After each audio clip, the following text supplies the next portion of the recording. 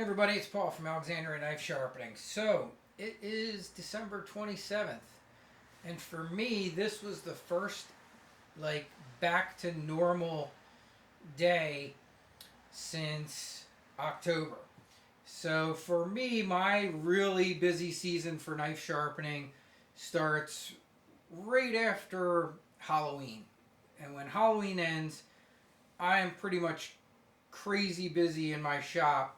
That's one of the reasons you haven't seen as many videos and things coming out because I've literally struggled to keep up with the amount of work that's going on. And then on top of that, as a lot of you know, in November, the week of Thanksgiving, my mom passed away, so I was dealing with that stuff, and so it's nice. Like I finally, got through Christmas and everything else, and everybody's good and doing good. And it was really kind of cool to come in today for the first time and not just feel complete like chaos. Because basically, for the last couple weeks, as you guys know, I keep my jobs come in and I put them in these plastic Plano cases, and I was basically having 10 cases come in and 10 cases go out almost every day for the last several weeks. And it's tough. It's a lot of work, but I can't complain because it's also a lot of good money, and it helps fund a lot of the stuff that is in here in the shop. And I hope all of you guys were really kicking butt during this time, because for most of the sharpeners I know out there that are established, a lot of guys in the guild, you know, it's a busy time for them too. From about the end of October, all of November, most of December, all the way up till you hit Christmas. And then it kind of, for me, gets back to normal. Still a little busy. I had people come in today, so I had four jobs dropped off today. I have a bunch that I'm still waiting to go out for people to pick up. But it is nice knowing that now I'm going to go into January and February and have a little bit of a break. So, and keep that in mind too as you're sharpening. Like, it does go in cycles. And I actually am working on preparing for some of the stuff for the spring. So some of the stuff I'm going to be doing coming up, some videos, I'm going to be building a tank for soaking mower blades in. So I'm going to show you guys that. I just cleaned all of my ultrasonic cleaners the other day, and boy did they need it, because I hadn't done it in a while. And so I just did that. I just ordered 5 gallons of Evapo-Rust. I'll talk more about Evapo-Rust. It's in some other videos, but I really I do love this stuff, and I use it all the time in here. And then we got on top of that, the laser engraving stuff is really going well. And I've been selling plenty of laser engravings. And one of the great things about having a knife sharpening business, if you do well, it can fund other cool things, which for me, this year it funded the Xtool S1 laser that's behind the camera. And so I have that to use too. I've been doing some really cool stuff with laser engraving slate, but it also can be used for doing knives. I've done a few knife engravings with it just to see how it worked out compared to my Laser Pecker 4, which I love too. And they're both little different machines, and having the two of them is kind of nice too. And I see why a lot of these guys that get into lasers have multiple lasers. So I never thought I'd have a second laser this quick, but it was a good season, leading up to Christmas. And a few weeks back, I decided I pulled the trigger on that on Black Friday and decided to get the Xtool S1 laser with all the attachments. So I'll be doing more on that. I've had some guys even in the guild that are now getting interested in laser engraving. Goes well with knife sharpening. Um, my laser pecker 4 over there, and a lot of questions people have asked have been like, well, how long will it take to break even? It's going to depend on what you're charging.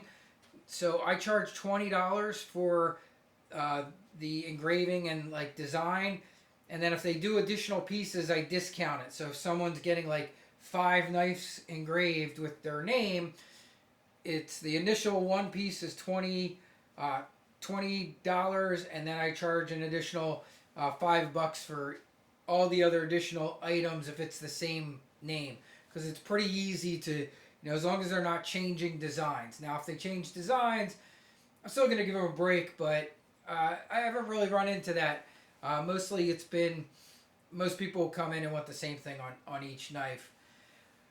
I'm also catering some of the work towards gifts for real estate agents, and I know it might be like, whoa, real estate agents, but the laser engraver can do some really cool things.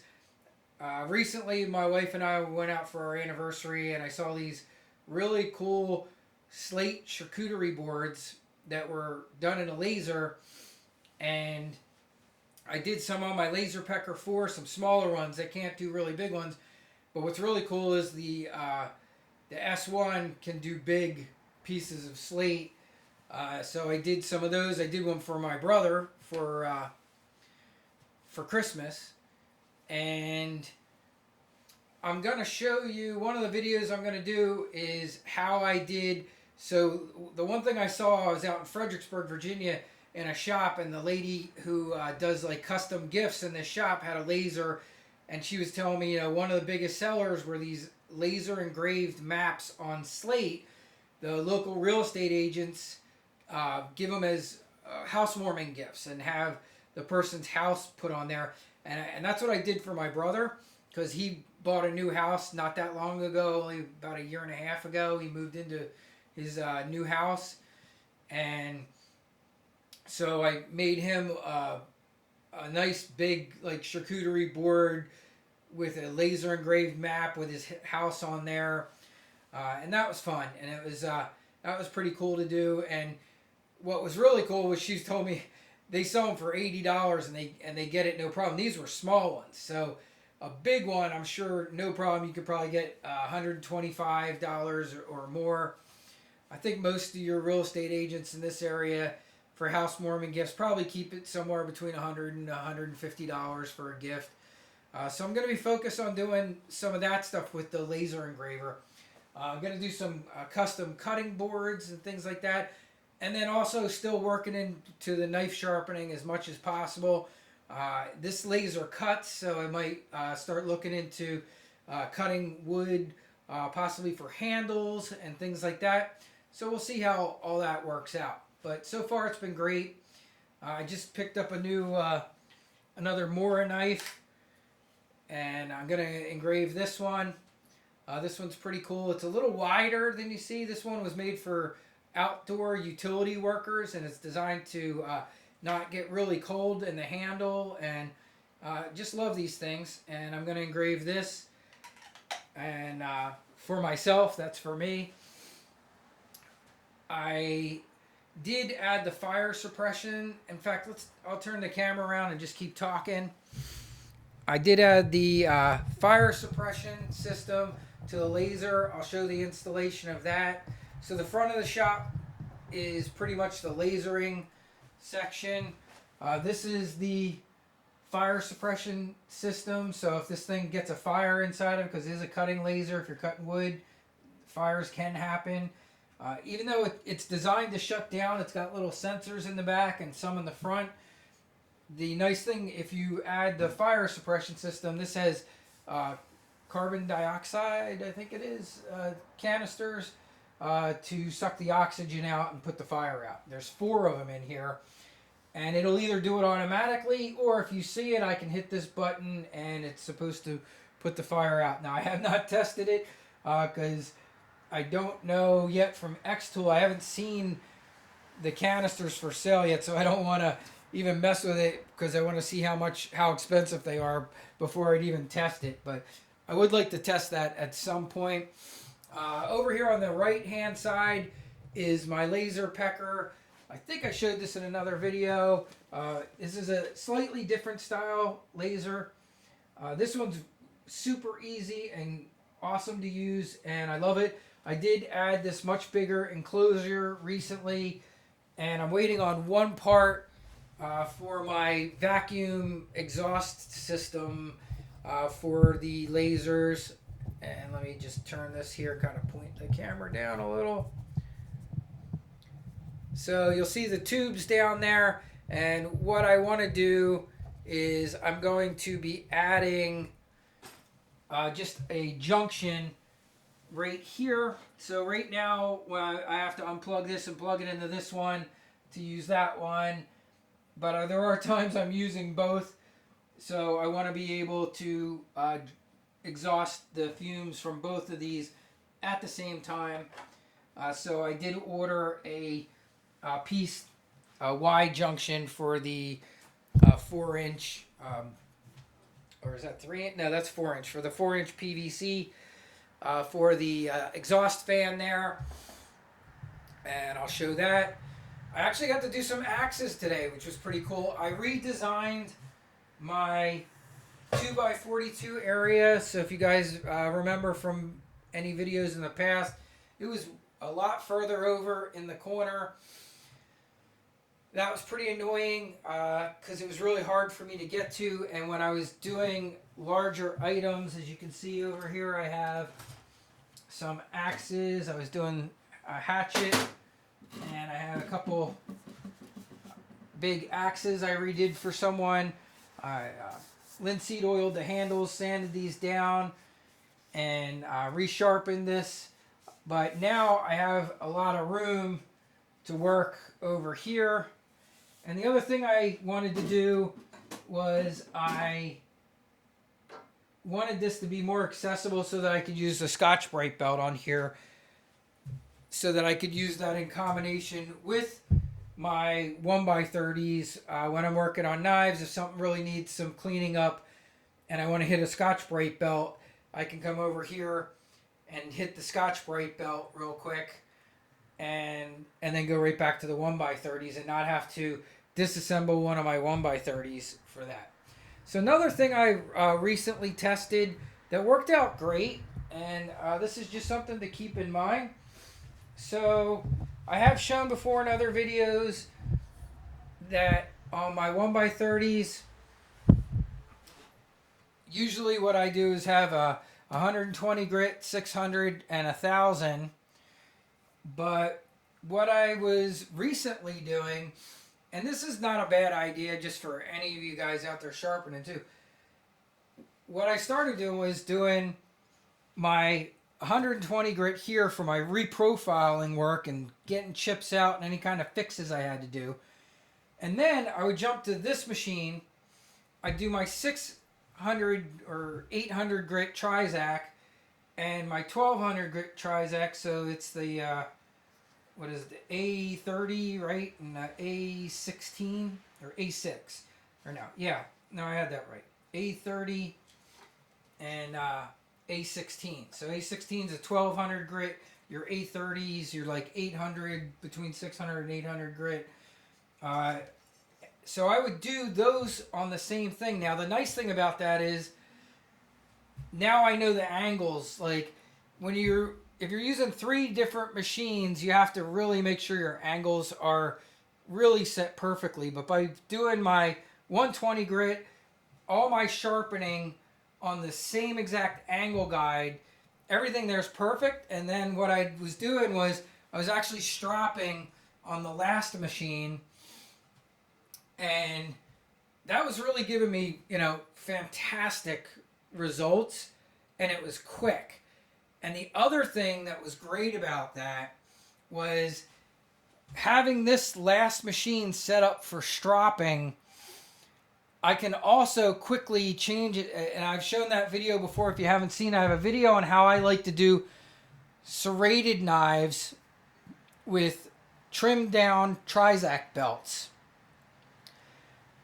So if I have to do a serrated, I just pop this off, throw on one of my small Trizacs, and I don't have to mess with the machine because this one's already going edge trailing. So these are both going edge leading, but since it's my stropping machine, it's going edge trailing, and I do all my sharpening of serrated knives edge trailing. I use just that one machine. So that's been pretty cool for that. And I've just been kind of running that way for a little bit. I do still love my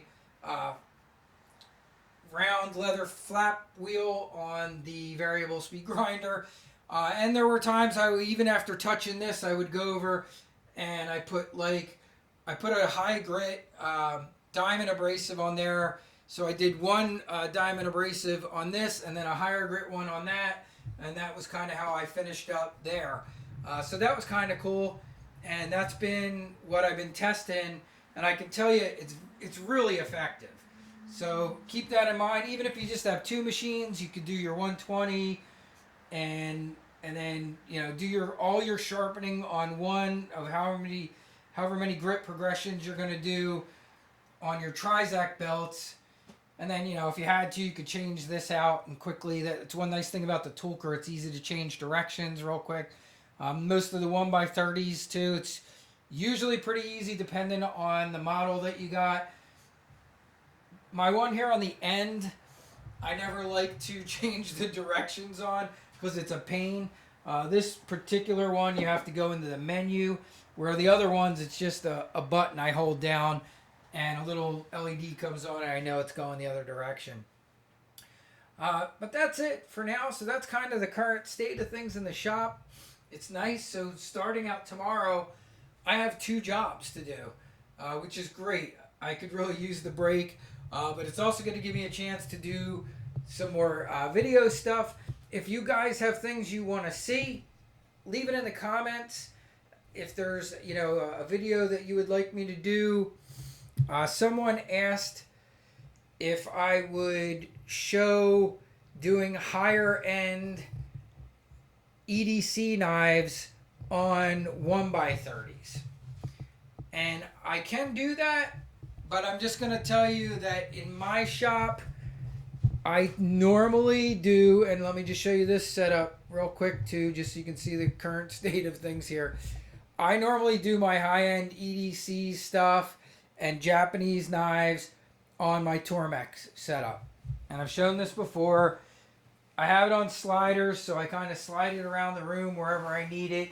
Usually under this light, I got a electrical cord that hangs down, so I'll plug those in and I'll just go to work right here. And this is where I tend to do EDCs and Japanese knives and or higher end stuff that I don't want to do on a 1x30.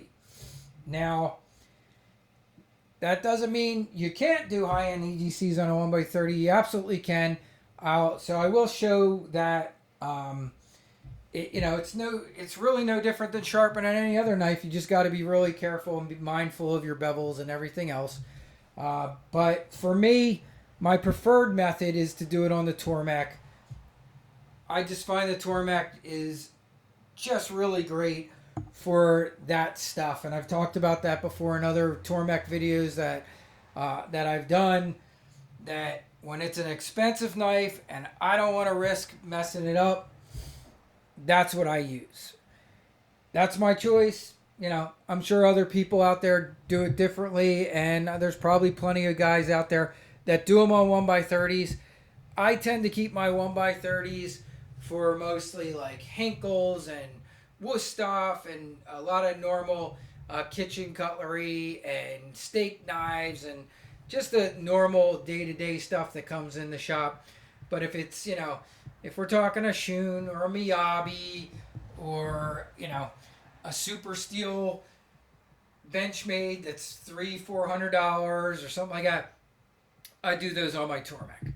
And that's just the way I work. It's not a right or a wrong thing, and if you don't have that option, like I said, you're not going to find me like bashing any particular way of sharpening. There's lots of ways to sharpen and get stuff done.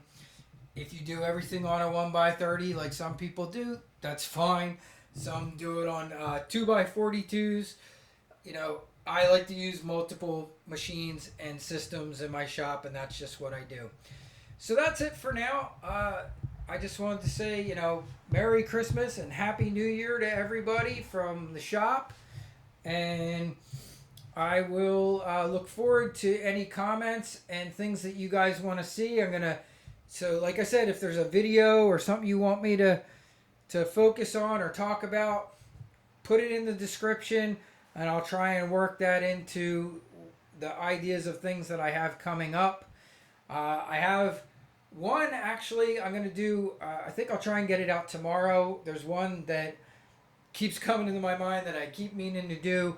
And this is to help you guys that are thinking of doing mail order. And I do some mail order stuff, and I'm going to share something with you that I use that's pretty cool. And I'll talk about that tomorrow. So that's it for now from the shop. Have a Happy New Year, everybody. And I look forward to seeing your comments. And I hope everyone had a great Christmas and have a good night.